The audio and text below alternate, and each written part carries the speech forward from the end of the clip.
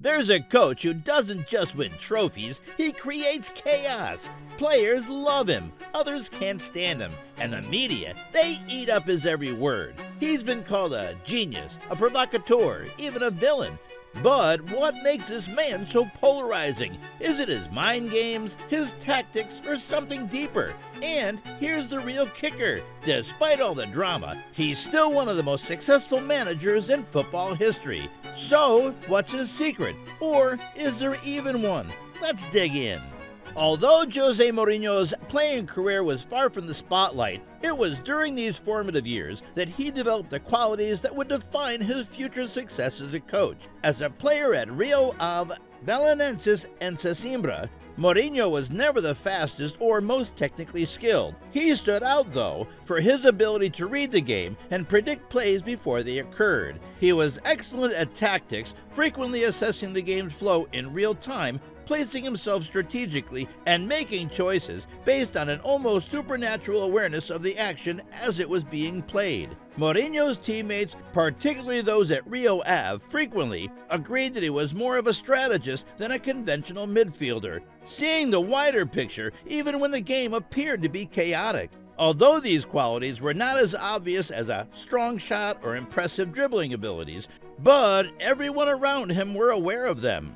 While Mourinho's playing career may not have been particularly noteworthy in terms of accomplishments or awards, it did serve as a training ground for his future successful management career. His experience playing for teams that didn't have much success in the lower categories of Portuguese football provided him a unique perspective on the dynamics of underfunded teams. He discovered how to adjust to difficult circumstances and bring out the best in athletes who, like him, weren't superstars but were persistent and driven.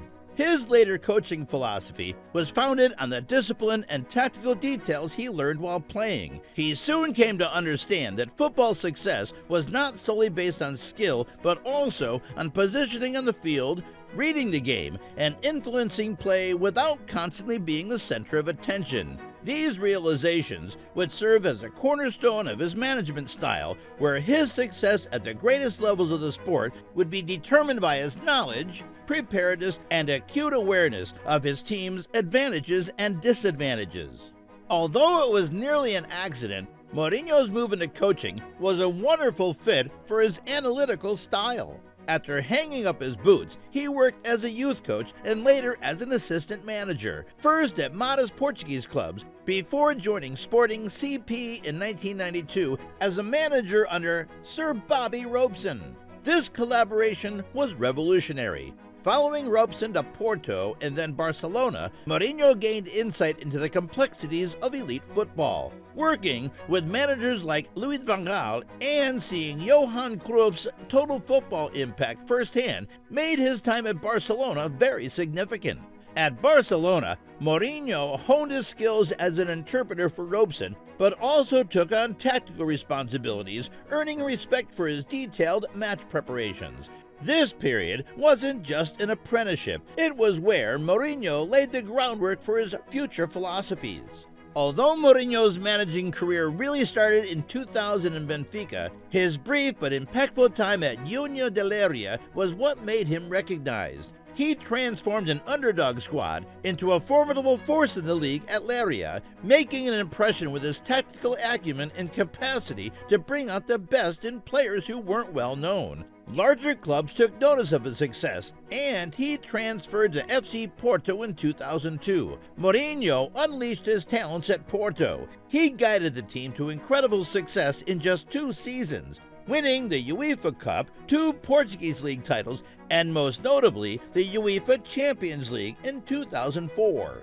The Champions League triumph in 2004 was very amazing. With a team of mostly unknown players, Porto overcame the best in Europe, including Manchester United, in a thrilling 2-1 victory in the knockout rounds. Porto's 3-0 victory over AS Monaco in the final demonstrated Mourinho's tactical skill and defensive tenacity. This victory was a turning point in his career, since it demonstrated his ability to outmaneuver and outthink bigger clubs, making him one of the best managers in the game. The triumph paved the way for Mourinho's ascent to the top of European football, turning him from a young, talented manager into a world-renowned football figure.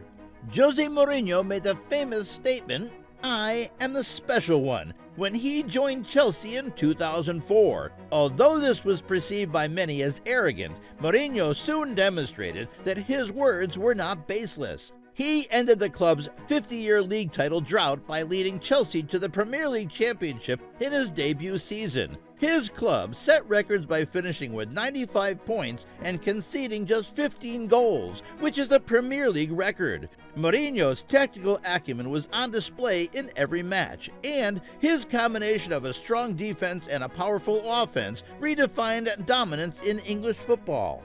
That wasn't the end of Mourinho. In his first 2 seasons, he achieved an unprecedented domestic treble by winning the League Cup and FA Cup. Chelsea became the dominant power in England after winning the Premier League twice in a row in 2005 and 2006, and with Mourinho's influence extending beyond tactics to his ability to motivate players and manage pressure. His special combination of defensive discipline, mental toughness, and mental dominance made Chelsea all but unbeatable. In addition to solidifying his status as one of the best managers in the world, his success at Stamford Bridge signaled the start of a new era of supremacy in English football and made the team a consistent title challenger. If Mourinho's Chelsea years cemented his name, his time at Inter Milan elevated him to legendary status. In 2008, Mourinho joined Italian club Inter Milan. He led them to the Serie A title in his first season before winning a continental treble of Serie A, the Coppa Italia, and the UEFA Champions League in 2010, a first in history for an Italian club. This made him one of 5 coaches to have won the European Cup with 2 clubs, and later that year saw him crowned the inaugural FIFA World Coach of the Year.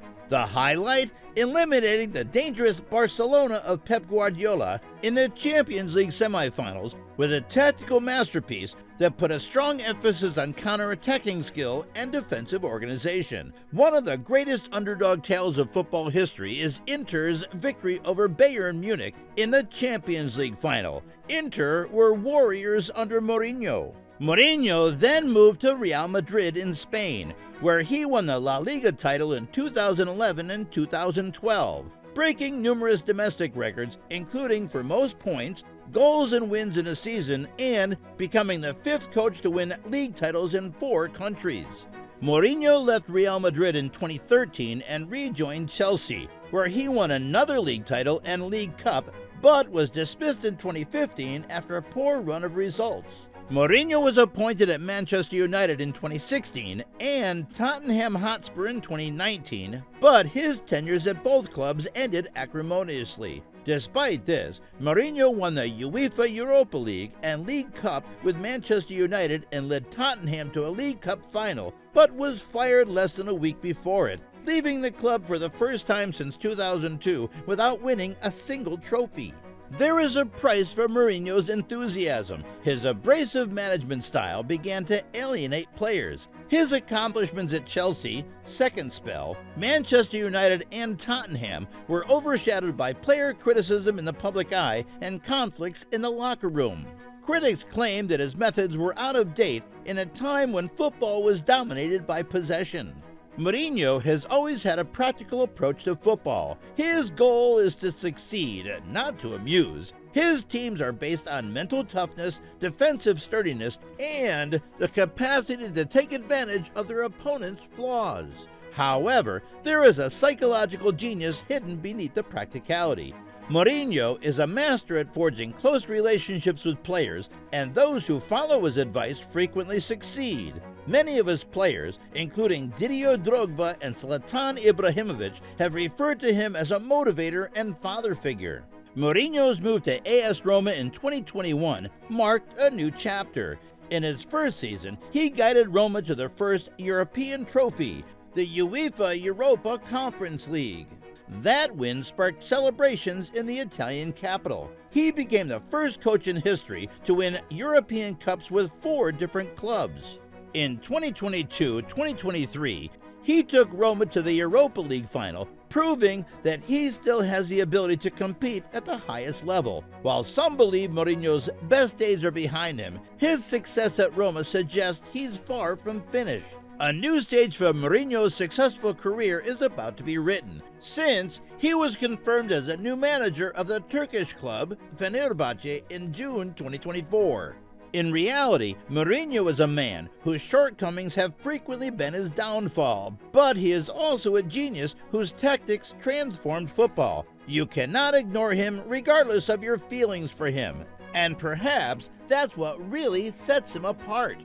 José Mourinho is a tale, not just a football manager. He also has his heroes, villains, victories, and setbacks, just like any great story. It's not if he's still unique, rather, it's if football will ever see another coach like him. What do you think? Does Mourinho truly deserve the title, the special one, or has his time passed? Share your thoughts in the comments below. And don't stop here. If you found this exploration of Mourinho's legacy fascinating, our next video dives deeper into the minds of football's greatest strategists. Click now, and let's keep the game going.